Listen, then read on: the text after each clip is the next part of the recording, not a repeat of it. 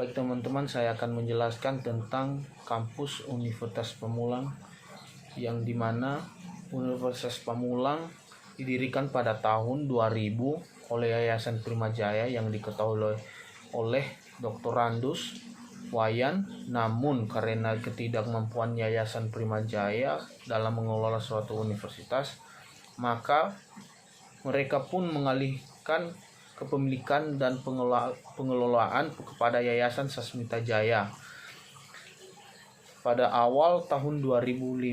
Setelah berganti ingin mencapai Universitas Pamulang, tujuan dari Yayasan Sasmita Jaya adalah mewujudkan suatu sarana pendidikan yang murah dan terjangkau oleh seluruh lapisan masyarakat tanpa melupakan kualitas dari pendidikan itu sendiri.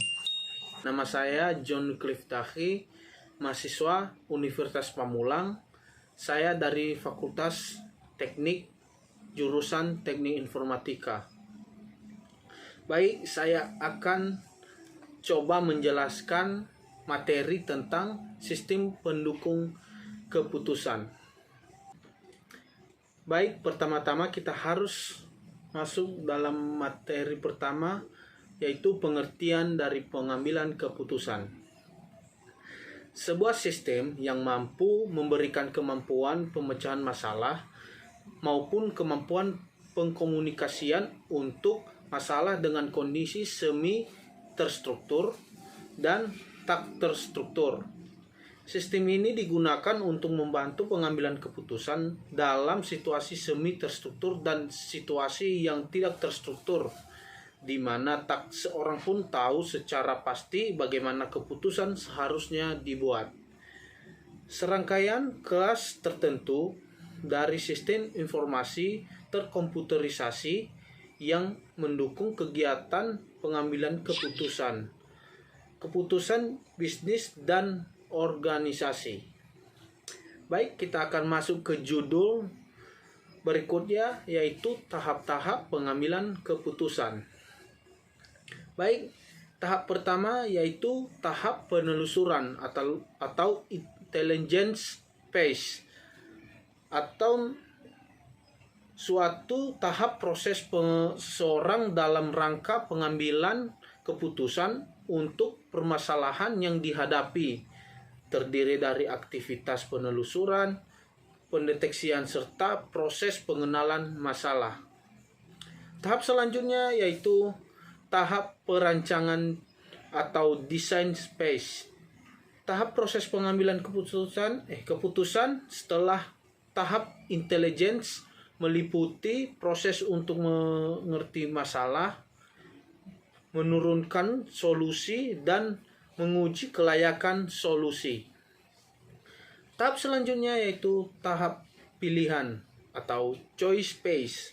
Pada tahap ini dilakukan proses pemilihan di antara lain berbagi alternatif tindakan yang mungkin dijalankan. Hasil pemilihan tersebut kemudian diimplementasikan dalam proses pengambilan keputusan. Tahap selanjutnya yaitu tahap implementasi atau implementation phase. Pada tahap ini merupakan tahap pelaksanaan dari keputusan yang telah diambil. Pada tahap ini perlu disusun serangkaian tindakan yang terencana sehingga hasil keputusan dapat dipantau dan disesuaikan apabila diperlukan perbaikan. Judul selanjutnya yaitu struktur keputusan. Yang pertama yaitu keputusan terstruktur. Mencakup situasi di mana prosedur pengambilan keputusan yang harus diikuti dapat ditentukan sebelumnya. Misal, inventory reorder. Keputusan selanjutnya yaitu keputusan tidak terstruktur. Mencakup situasi keputusan di mana prosedur yang harus diikuti tidak bisa ditentukan sebelumnya. Keputusan selanjutnya yaitu keputusan semi terstruktur. Sebagai prosedur pengambilan keputusan dapat ditentukan namun tidak cukup untuk memastikan keputusan, misal penjadwal produksi. Sekarang kita akan masuk dari sistem pendukung keputusan. Di sini kita akan tahu apa yang harus disediakan dalam sistem pendukung keputusan ini ya. Yaitu pertama, menyediakan pendukung informasi interaktif bagi para manajer yang proses pengambilannya keputusan SPK menggunakan ini model-model analitik. Selanjutnya, basis data khusus, buah pikiran manajer sendiri, proses modeling interaktif. Selanjutnya yaitu keputusan berdasarkan lingkungan. Keputusan berdasarkan lingkungan ini mencakup dalam pengambilan keputusan kondisi pasti, pengambilan keputusan dalam kondisi berisiko, pengambilan keputusan dalam kondisi tidak pasti, dan pengambilan keputusan dalam kondisi konflik. Pertama-tama saya akan menjelaskan yaitu pengambilan keputusan secara pasti, di mana kita mengetahui apa yang akan terjadi di masa yang akan datang, di mana keputusan yang akan diambil didukung dengan informasi yang lengkap sehingga dapat diramalkan secara cepat. Baik, selanjutnya yaitu pengambilan keputusan dalam kondisi beresiko.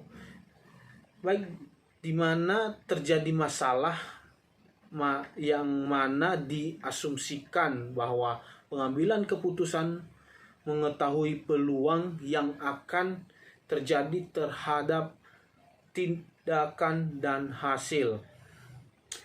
Selanjutnya yaitu pengambilan keputusan dalam kondisi tidak pasti, di mana terjadi kondisi tertentu di mana pengambilan keputusan tidak dapat menentukan probabilitas terjadinya berbagai kondisi atau hasil yang keluar.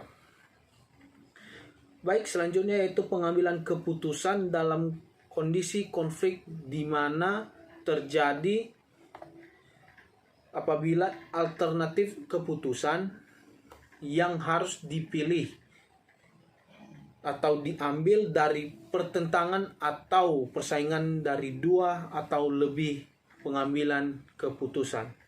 Baik, demikian materi yang saya jelaskan tentang pengambilan keputusan. Kalau ada penjelasan yang kurang dimengerti oleh teman-teman, mohon dimaklumi. Terima kasih atas perhatian teman-teman. Saya ucapkan terima kasih.